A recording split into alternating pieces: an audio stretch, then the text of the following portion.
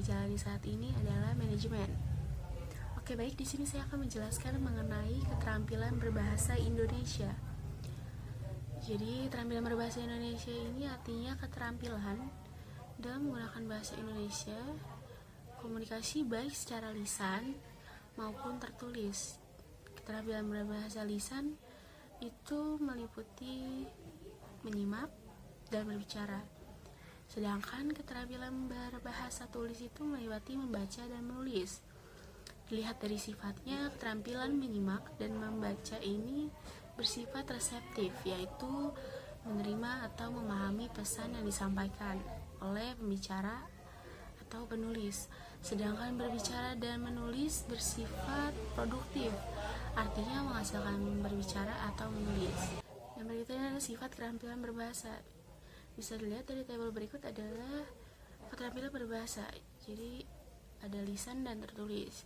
Sudah dijelaskan tadi, lisan itu seperti menyimak, dan berbicara, tulis itu seperti membaca dan menulis. Oke, itu gambarannya aja. Kemudian sifat keterampilan berbahasa Indonesia yang pertama itu adalah keterampilan reseptif, yaitu menyimak atau mendengarkan adalah kegiatan berbahasa dengan tujuan memahami pesan yang disampaikan pembicara. Menyimak memiliki sifat interaktif dan non-interaktif. Dan menyimak interaktif adalah menyimak dengan melakukan tanya jawab dengan pembicara atau dengan penyimak yang lain yang dilakukan secara dua arah atau multi arah. Kemudian menyimak non-interaktif adalah menyimak yang tidak disertai tanya jawab antara berbicara dan menyimak. Kemudian membaca adalah kegiatan berbahasa dalam rangka memahami pesan yang disampaikan melalui tulisan. Pemahaman dalam membaca ada 4 kategori. Yang pertama, membaca pemahaman literal. Kedua, membaca interpretasi. Yang ketiga, membaca kritis. Dan yang keempat adalah membaca kreatif. Nah, di sini saya akan menjelaskan pengertian dari membaca pemahaman tadi. Jadi, membaca pemahaman literal adalah kemampuan memahami yang paling sederhana atau paling dasar, karena hanya memerlukan sedikit kegiatan berpikir. Kemampuan ini merupakan kemampuan menemukan makna kata dan makna kalimat yang terdapat dalam konteks secara langsung.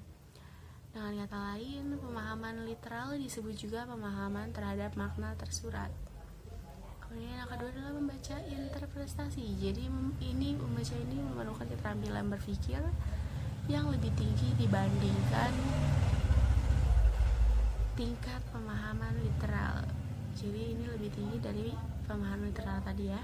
Membaca yang memiliki pemahaman interpretasi memiliki kemampuan mengidentifikasi gagasan dan makna yang tidak secara eksplisit dinyatakan dalam teks untuk dapat menemukan makna yang implisit atau tersirat ini.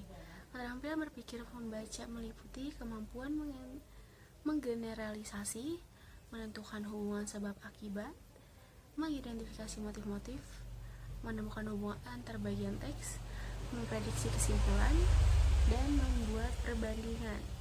Yang ketiga adalah membaca kritis, adalah keterampilan membaca yang dimiliki oleh pembaca yang tidak hanya mampu memaknai bacaan secara literal dan menginterpretasikannya. Pembaca pada kategori ini juga mampu menilai apa yang dibacanya.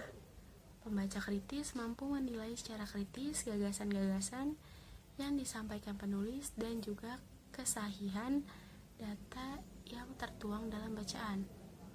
Kemudian yang keempat itu adalah membaca kreatif, merupakan keterampilan membaca yang berada pada tingkat paling tinggi.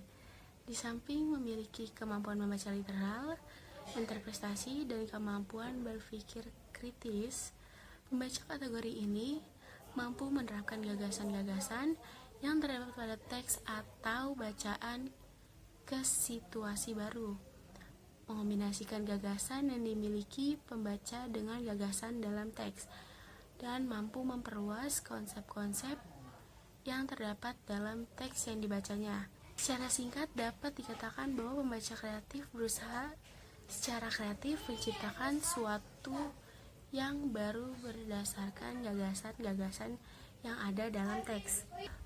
Oke, di sini ada salah satu contoh paragraf yang bisa kita baca dan kita bedah bersama. Jadi di sini adalah Indonesia berhasil mengatasi masalah para tenaga kerja Indonesia atau TKI yang selama ini tidak terselesaikan, yaitu banyaknya para TKI yang bekerja ke berbagai negara tetangga melalui cara-cara yang ilegal. Para TKI itu masuk ke negara tetangga Malaysia, Singapura, Thailand, dan negara lainnya dengan tidak memenuhi persyaratan administrasi yang berlaku. Sekarang Indonesia telah berhasil menerbitkan para TKI tersebut. Setiap calon TKI diperiksa kelengkapan administrasinya. Oknum-oknum yang memberangkatkan TKI ke luar negeri dengan cara ilegal mendapat perhatian ekstra ketat. Setiap oknum yang diketahui mengambil manfaat dengan cara menipu para TKI akan segera ditindak tegas. Sekarang kita boleh merasa bangga karena tahun ini pemerintah akan mengirimkan sekitar 3.500 TKI ke berbagai negara tetangga. Demikian para pemirsa, laporan kami dari Arena Pameran. Anda dapat menilai sendiri apakah penjelasan materi tenaga kerja ini membanggakan atau menyedihkan. Terima kasih atas perhatian Anda. Jadi itu adalah salah satu contoh berita.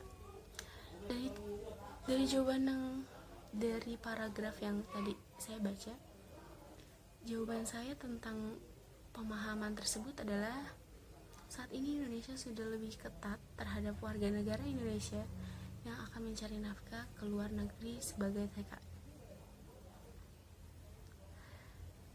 Kemudian pemerintah Indonesia akan menindak tegas para oknum yang akan melakukan pembuat data palsu yang digunakan sebagai syarat masuk atau syarat perpanjang ke luar negeri sebagai TKI. Kemudian dari yang saya baca, kesimpulan alinea informasi ini, permasalahan TKI yang ada saat ini oleh Menteri Tenaga Kerja saat kami wawancarai di Arena Pameran. Jadi itu pemahaman literal menurut saya. Kemudian membaca intensif ini adalah kegiatan membaca yang dilakukan secara cermat dan teliti terhadap teks yang dibaca. Membaca intensif ini diterapkan dalam upaya mencari informasi secara detail atau diterapkan pada pencarian informasi sebagai bahan diskusi, yakni kemampuan memahami secara detail isi bacaan, secara lengkap, akurat, dan kritis pada suatu fakta, konsep, pendapat, gagasan, pengalaman, perasaan, dan pesannya. Keterampilan untuk membaca intensif membuat para pembaca paham pada teks, bisa pada tingkat literal, kritis interpretatif, maupun evaluatif. Pada aspek kognitif, hal yang dapat dikembangkan dengan teknik membaca yang intensif itu ialah kemampuan untuk membaca dengan komprehensif. Kemudian ada 5 teknik membaca intensif yang harus kalian ketahui. Yang pertama itu adalah survei atau meninjau atau mengamati isi teks secara sekilas. Hal-hal yang perlu ditinjau yaitu judul, nama majalah, bagian pembuka, subjudul, bagian penutup, penulis, dan tahun terbit.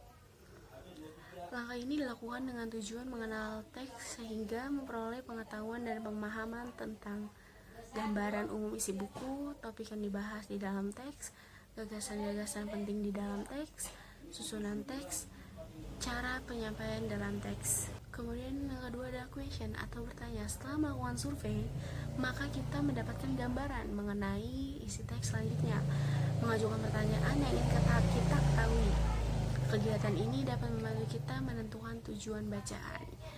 Jadi setelah kita mensurvei tadi, kita pasti akan menanyakan apa yang kurang jelas menurut kita, ya kan? Kemudian setelah kita bertanya, kita melakukan read atau membaca. Kegiatan ini membaca baris demi baris yang dilakukan dengan hati-hati atau teliti dan tidak terlalu cepat dalam rangka mencari jawaban atas pertanyaan yang telah kita susun sebelumnya. Jadi setelah kita bertanya, kita baca kembali secara hati-hati dan teliti. Tujuannya untuk apa? Tujuannya untuk menemukan jawabannya atas pertanyaan kita ya tadi. kemudian setelah kita membaca lagi, kita react atau menceritakan kembali. Jadi setelah kita sudah memahami bacaannya atau beritanya, kita akan menceritakan kembali. Langkah ini menceritakan jawaban-jawaban tersebut berdasarkan ingatan kita dengan menggunakan bahasa sendiri, bukan kata-kata penulis. Pada kesempatan ini kita bisa juga mencatat poin-poin penting dari jawaban kita pada selembar kertas agar kita bisa mengingat kembali. Kemudian yang terakhir adalah review atau mengulang. Review di sini dilakukan dengan meninjau ulang, dilakukan dengan dua cara, yaitu melakukan tinjau ulang atas semua pertanyaan dan jawaban kita. Yang kedua, melakukan tinjau ulang bagian-bagian penting dalam teks yang telah kita tandai sebelumnya, bertujuan untuk membantu kita menemukan pokok-pokok penting yang perlu diingat kembali, menemukan bagian penting yang belum dipahami, membantu memperdalam pemahaman kita, serta membantu mengingat apa yang telah kita peroleh dalam jangka waktu yang lama. Sekian dari saya, terima kasih. Wassalamualaikum warahmatullahi wabarakatuh. Jangan lupa like, comment, and share ke teman-teman kalian. Bye-bye.